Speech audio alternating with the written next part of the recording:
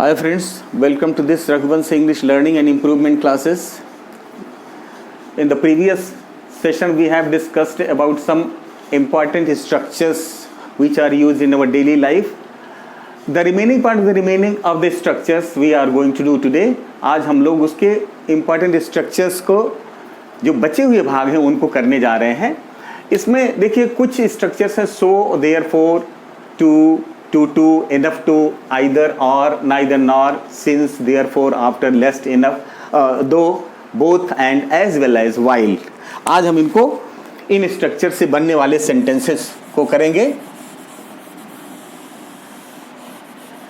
सबसे पहले हम so और therefore को लेंगे.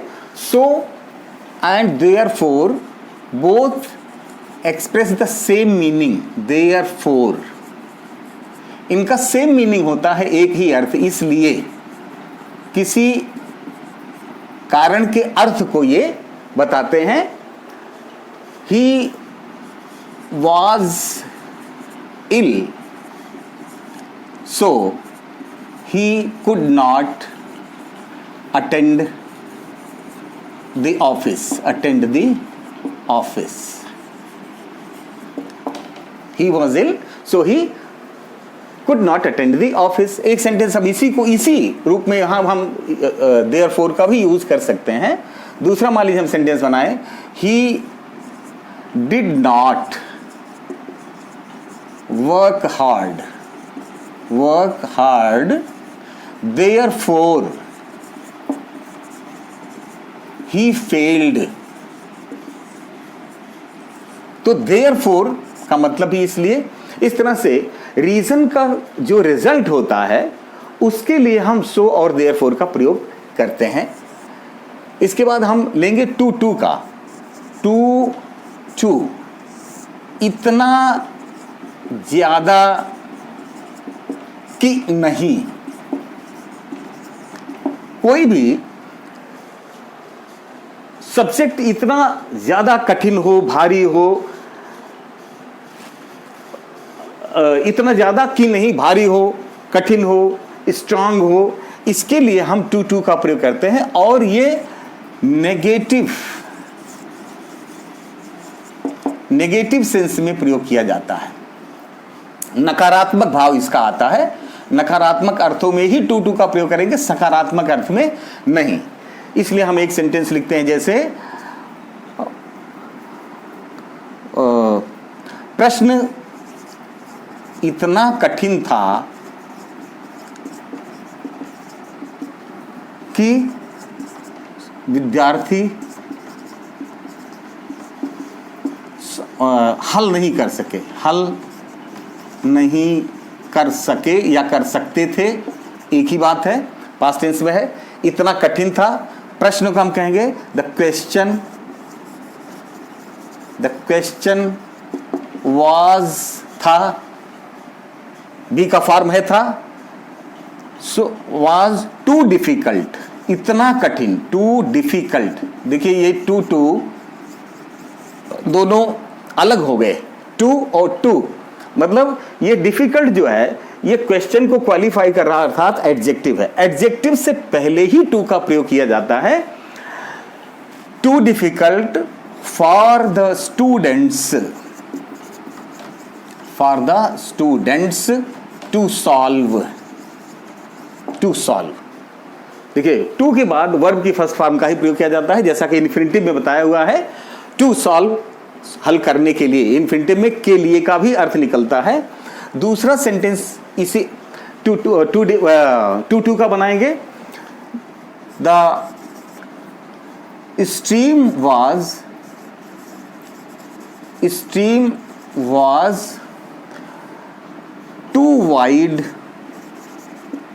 too wide to cross. इसका मतलब हुआ कि नहर, नाला या झरना, इसको स्ट्रीम माने, यहां हम झरने को कहेंगे. झरना इतना चौड़ा था कि पार नहीं किया जा सकता था. अब क्योंकि इसमें किसी के लिए दिया नहीं है कि किसके लिए, हमारे लिए या स्टूडेंट्स के लिए या किसी आदमी के लिए, इसलिए हमने फॉर नहीं लगाया। इसमें तो था कि विद्यार्थी नहीं हल कर सकते थे, इसमें कौन नहीं क्रॉस कर सकता था, ये नहीं दिया गया है। इसलिए हम सीधे लिख देंगे टू वाइड टू क्रॉस। इसको क्रॉस करना बहुत ही मुश्किल था, पार नहीं किया जा सकता था। टू टू का प्रयोग इसमें भी आपने देखा कि इसमें वाइड जो था ये नाले की विशेषता बतला रहा था, झरने की विशेषता बतला रहा था, इसलिए वाइड के पहले हमने टू लिखा, एडजेक्टिव के पहले टू का प्रयोग हुआ, और दूसरे वाले वर्ब के पहले टू लग गया, जिसे कि इन्फिनिटिव के रूप में हम जानते हैं। अब हम लेंगे इनफ टू का प्रयोग। इनफ टू, इनफ टू, इतना कि, इसका मतलब सकारात्मक अर्थ में, ये सकारात्मक पॉजिटिव, ये पॉजिटिव सेंस में यूज किया जाता है, सकारात्मक अर्थ में, कि इतना आसान, इतना हल्का कि उसको किया जा सकता है। यहां आप देख रहे हैं टू टू दोनों अलग अलग हैं, इसका मतलब कि टू एडजेक्टिव के पहले आ गया और दूसरा टू दूसरे वाले वर्ब के पहले आया हुआ है। लेकिन इसमें देखिए, जैसा हम इसका एक सेंटेंस लिखते हैं कि प्रश्न इतना आसान था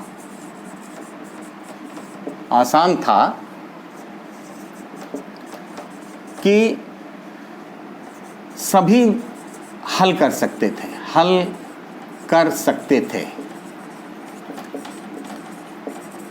इसी को हम इस रूप में भी कह सकते हैं, एक सेंटेंस बना करके, कि प्रश्न सभी के लिए हल करना आसान था। इसको इस रूप में भी कह सकते हैं, क्योंकि इसका अर्थ यहां पे यही आएगा कि क्योंकि इनफ टू है तो द क्वेश्चन वॉज आसान, इजी एनफ टू, यहां क्योंकि सभी के लिए लिखा हुआ है, सभी हल कर सकते थे, for everyone, for all, to solve, for everyone, यहां पे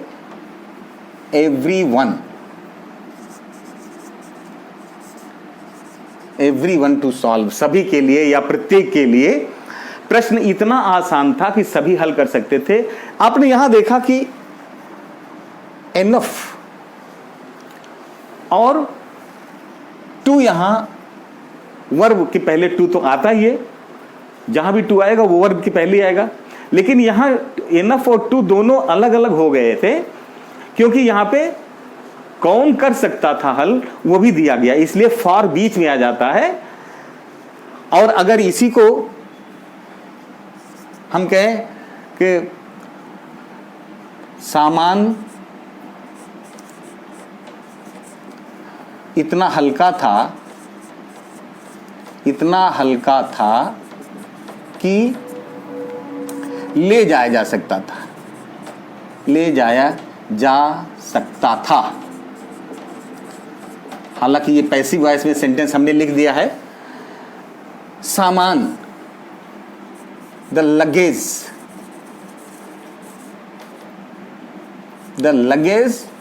was light enough to carry। देखिए अब यहाँ enough to दोनों एक साथ ही आ गए, जैसे कि मैंने यहाँ लिखा होगा। अगर यही चीज होता कि सामान इतना हल्का था कि कोई भी ले जा सकता था, तब यहाँ के आ जाता फॉर एनीवन टू कैरी। लेकिन यहाँ पर केवल पर्सन को नहीं दिया गया कि कौन ले जा सकता था, इसलिए हम एनफ के बाद टू का तुरंत प्रयोग कर दिया। हमें ध्यान रखना है टू और टू में और एनफ और टू में दोनों में फर्क यही है कि टू एंड टू जो होता है वो टू एंड टू में पहला टू जो कि टी डबल ओ टू वाला होता है वो एडजेक्टिव के पहले आएगा, और इसमें जो है एडजेक्टिव के बाद आता है, एनफ एडजेक्टिव के बाद आएगा, यही ध्यान रखना है।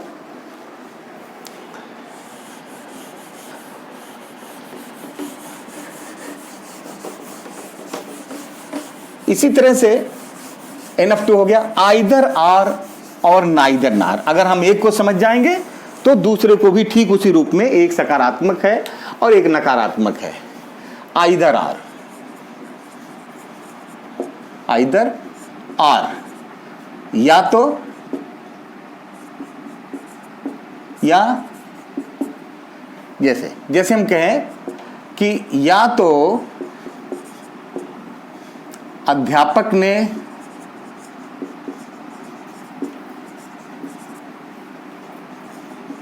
पाठ पढ़ाया या मॉनिटर ने। अगर हम कहें कि या तो अध्यापक ने पाठ पढ़ाया और या फिर मॉनिटर ने, या तो, क्योंकि यहां पे दो सब्जेक्ट हैं, मॉनिटर पहला सब्जेक्ट है अध्यापक और दूसरा सब्जेक्ट है मॉनिटर। तो अब हम या आइदर पहले लगाएंगे, आइदर टीचर और द मॉनिटर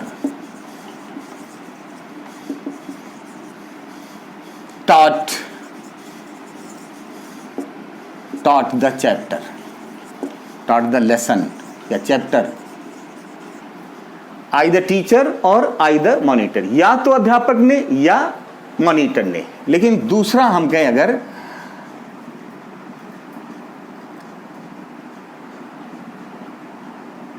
राम ने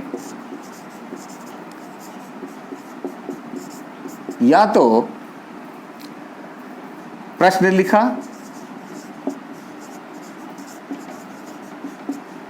या उसने चित्र बनाया।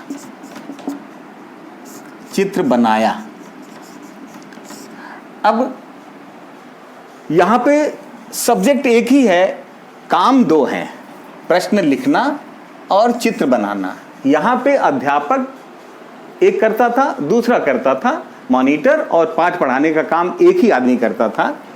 इस दो लोग करते थे, पाठ एक ही था, काम एक ही था, दो करता थे। इसमें कर्ता एक ही है और उसमें काम दो हैं उसके, इसलिए हम आइदर को बाद में प्रयोग करेंगे। जैसे कर्ता के पहले आइदर लगा था, उसी तरह से एक काम के पहले आइदर लगेगा। Ram either wrote, second form है पास्ट इंडेफिनिट टेंस में। Ram either wrote a letter और made a picture. Made a drawing कर लीजिए, drawing, picture, drawing, made a drawing या चित्र बनाया। अब देखिए इसमें आइदर यहां आया है और यहां आया है। इसमें सब्जेक्ट के पहले ही आइदर आ गया और दूसरे वाले सब्जेक्ट के पहले आइदर और दूसरे वाले सब्जेक्ट के पहले और। इसमें देखिए आइदर दो एक्शंस हैं, दो क्रियाएं हैं, इसलिए दो क्रियाओं, एक तो पहली क्रिया के पहले आइदर आ जाएगा और दूसरा वाला और जो है वो दूसरी वाली क्रिया के पहले प्रयोग किया जाएगा। हम आते हैं नेक्स्ट स्ट्रक्चर पर, जिसको हम कहते हैं सिंस। सिंस इसका हिंदी मतलब होता है जब से। सिंस माने क्योंकि होगा, क्योंकि का भी अर्थ आता है। अब हम कहें कि जब से वो गया है मैंने उसके बारे में नहीं सुना है। जब से वह गया है मैंने उसके बारे में नहीं सुना है। तो जब से सिंस का प्रयोग करेंगे। Since he has gone, he has gone, I haven't। अब इसको दो, क्योंकि प्रेजेंट, इसको दो, हम इसको since he went का भी प्रयोग कर सकते हैं। since he went, I haven't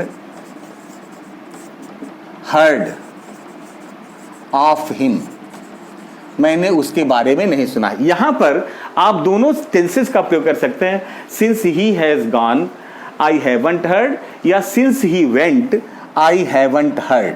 लेकिन क्योंकि इसमें रेपिटिशन को हम अवॉइड करते हैं कि दूसरा टेंस नहीं हो, इसलिए हम सिंस ही वेंट का प्रयोग ज़्यादा प्रिसाइज रूप में करते हैं। प्रिसाइजली और appropriately we use went and the other sentence is written I present perfect tense में। दूसरा वाक्य इसका लिखते हैं क्योंकि, सिंस इट वाज डार्क। अच्छा, इसको पहले हम हिंदी में इंग्लिश में कर देते हैं।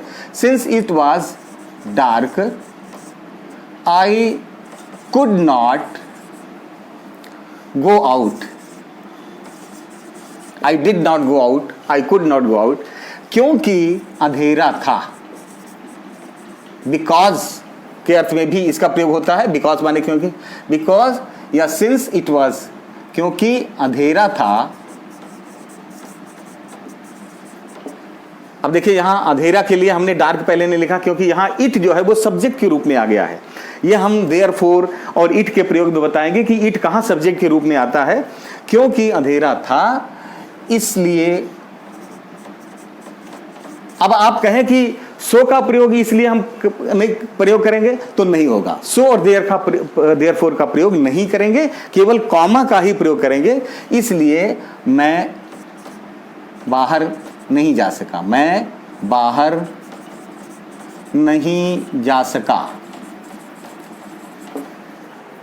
सिंस का प्रयोग आपने देखा, सिंस माने जब से और सिंस माने क्योंकि।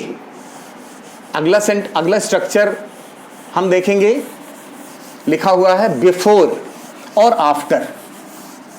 बिफोर मीन्स पहले। जब हम एक सेंटेंस बनाते हैं और उससे संबंधित एक दूसरा वाक्य भी जुड़ा हुआ होता है, तो उस वाक्य को कैसे हम बनाते हैं? बिफोर। बिफोर माने पहले। बिफोर मीन्स पहले। जैसे हमने कहा कि बारिश आने के पहले, आने के पहले मैं घर पहुंच चुका था। अब इसमें दो सेंटेंसेस हैं और दो सिचुएशंस हैं। एक सिचुएशन मेरा घर पहुंचना और दूसरा बारिश का आना। अब आप इसमें देखेंगे कि पहले बारिश आई या पहले मैं घर पहुंचा। पहले मैं घर पहुंचा और बारिश बाद में आई। अब इसका सेंटेंस कैसे करेंगे? मेन सेंटेंस जो है, जो पहले हुआ है, उसको हम पहले लिखेंगे। मैं घर पहुंच चुका था। I had reached, past perfect tense में है। टेंस के बारे में हम लोग डिटेल्ड स्टडी करेंगे later on. I had reached home, मैं घर पहुंच चुका था। अब यहां लगाएंगे बिफोर। बिफोर मीन्स पहले। Before it started, before it started raining, before it started raining, it started raining, बारिश शुरू होने के पहले। raining माने बरसात शुरू हुई, started, उसके पहले ही। अब देखिए, जब दो एक्शंस पास्ट टेंस में हुए हों तो पहले एक्शंस के लिए पास्ट परफेक्ट टेंस और बाद में हुए एक्शन के लिए पास्ट इंडेफिनिट टेंस का प्रयोग करेंगे। मैं घर पहले पहुंचा, इसमें हैड और रीच्ड का प्रयोग हुआ है पास्ट परफेक्ट टेंस का, और बारिश बाद में आई, इसीलिए यहां स्टार्ट का स्टार्टेड ही लिखा गया है पास्ट इंडेफिनिट टेंस। इसमें और सेंटेंस लिख लेते हैं। डॉक्टर के आने से पहले रोगी मर चुका था। बस जैसे हम दूसरा कहें कि सूर्य निकलने से पहले मैं बिस्तर छोड़ चुका था। इस तरह से आप सेंटेंसेस बनाइए as many as you can. Doctor के आने से पहले रोगी मर चुका था। देखिए, रोगी मर चुका था पास्ट परफेक्ट टेंस में है। The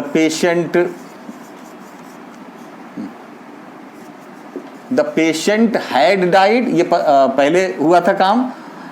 had died before the doctor came, before the doctor came, before आया। ये देखिए पास्ट इंडेफिनिट टेंस में, दूसरा सेंटेंस पास्ट इंडेफिनिट टेंस में।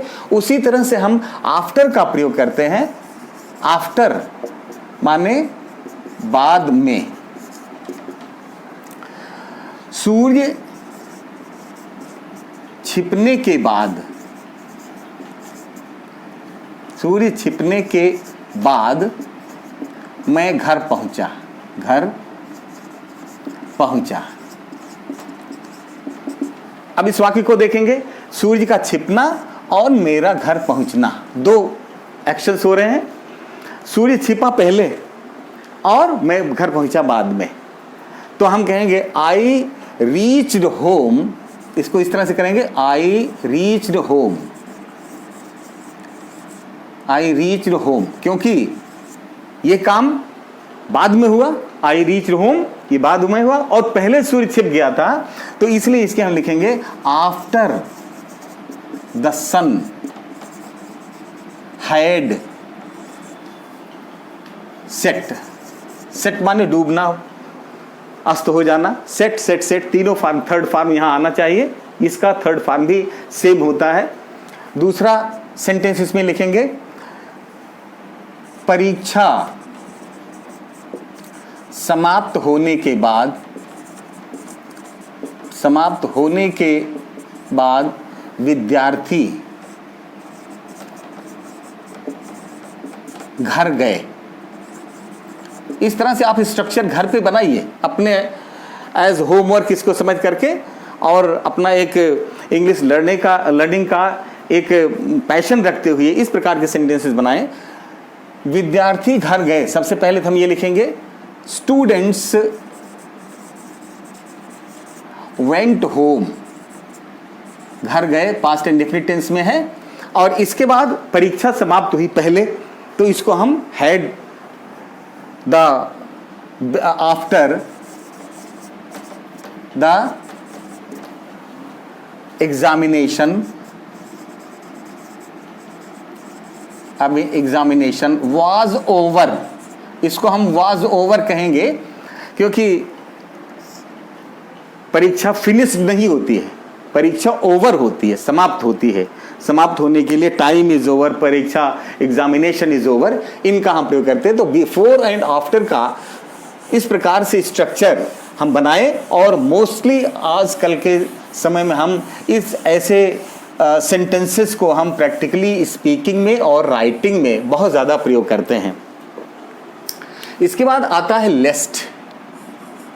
लेस्ट मीन्स ऐसा न हो कि, ऐसा न हो कि, ये नेगेटिव है, नेगेटिव है।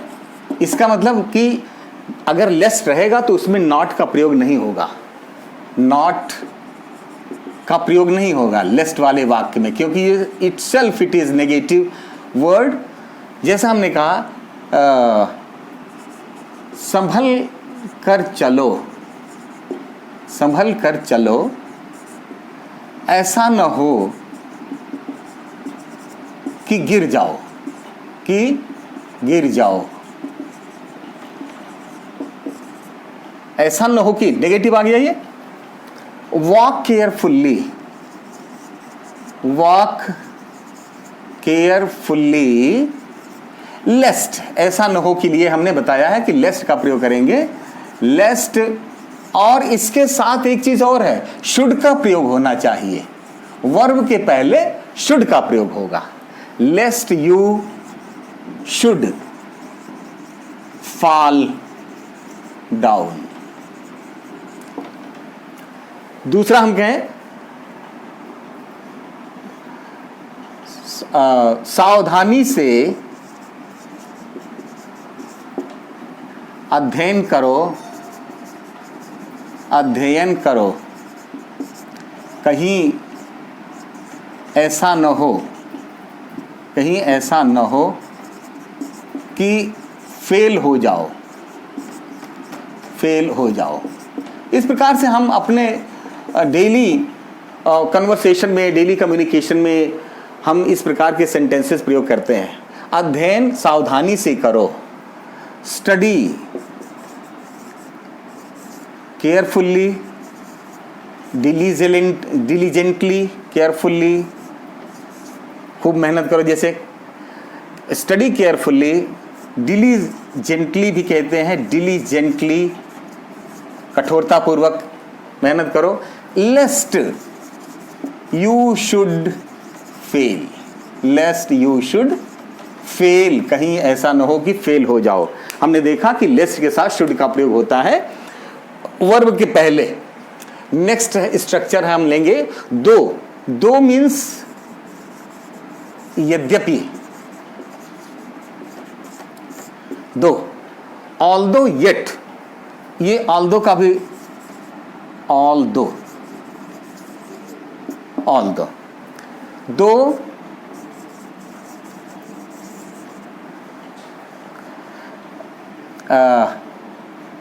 I work hard, I don't get positive result. हम यद्यपि मैं बहुत मेहनत करता हूं लेकिन पॉजिटिव रिजल्ट नहीं मिलता है। दो, यहां आपने देखा, आप कॉमा लगा करके और अगला सेंटेंस शुरू कर सकते हैं। आप एक वाक्य और देखिए, ऑल्दो का मतलब भी होता है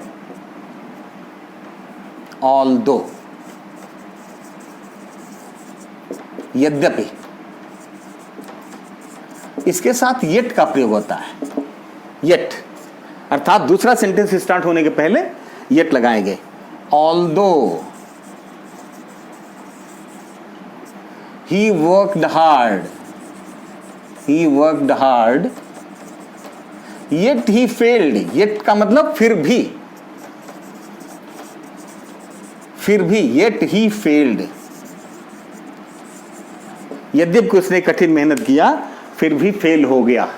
अगला सेंटेंस अब देखेंगे, स्ट्रक्चर जो है बोथ एंड का। जब दो काम हो रहे हों तो बोथ एंड,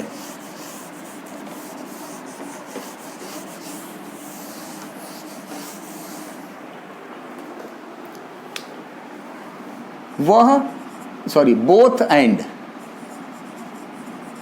बोथ एंड, दोनों, सॉरी, दोनों और, जैसे हम कहें वह दोनों है, एक कलाकार और संगीतकार, वह दोनों है संगीतकार। हम कहेंगे he is both, he is both, वह है बोथ माने दोनों।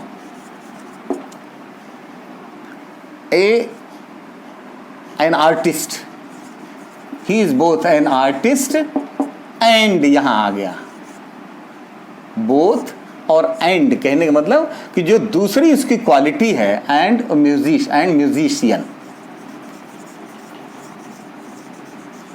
Musician.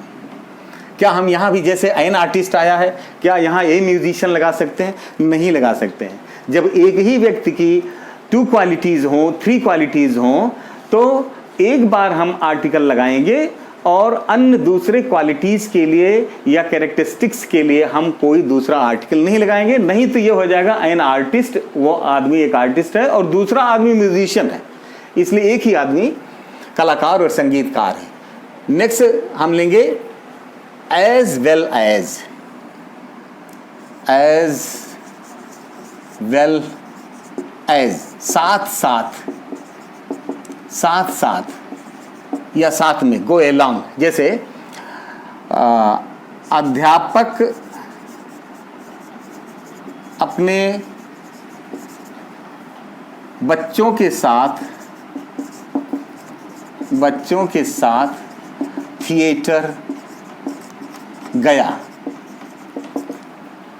The teacher the teacher as well as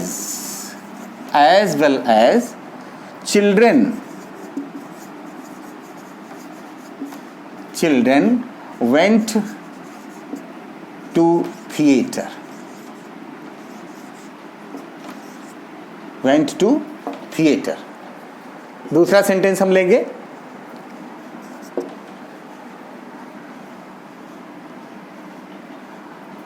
Ram अपने मित्रों के साथ शहर में रह रहा है। हम इसको लिखेंगे, Ram as well as his friends is living in a city. अब यहां हमें ध्यान रखने की बात यह है कि जब अंग्रेजी में यह सेंटेंस रहेगा तो हम देखते हैं कि Ram as well as his friends, तो यहां हमें लगता है कि यहां आर आना चाहिए, लेकिन नहीं, ये पहले वाले as well as के पहले जो सब्जेक्ट होता है, according to that subject which is just before as well as, उसके साथ हम वर्ब का निर्धारण करते हैं। क्योंकि राम सिंगुलर नंबर में है, इसलिए as well as के साथ, चाहे वो प्लूरल नंबर का ही अगला सब्जेक्ट क्यों ना हो, हम वर्ब को सिंगुलर नंबर में ही प्रयोग करेंगे। और एक स्ट्रक्चर है while. while मीन्स होता है जबकि, और ये while मीन्स जबकि, ये mostly continuous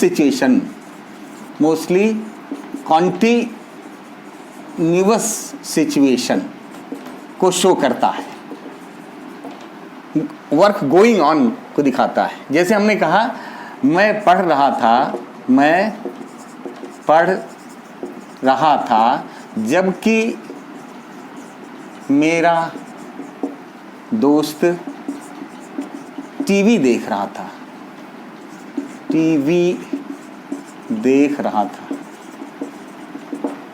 I was reading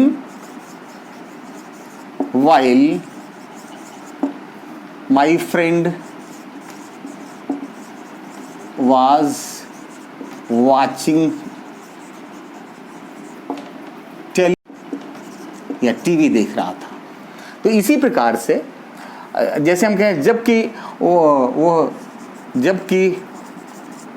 वह रोड क्रॉस कर रहा था, उसके साथ दुर्घटना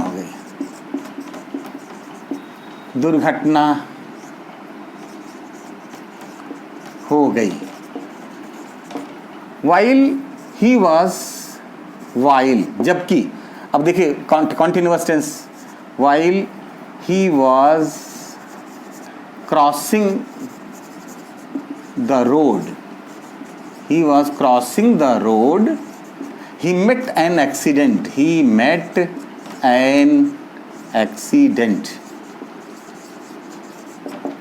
That's all for today. So viewers,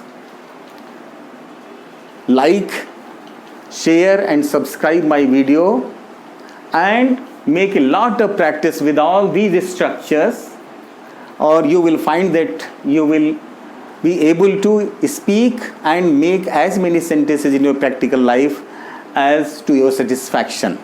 Thank you all.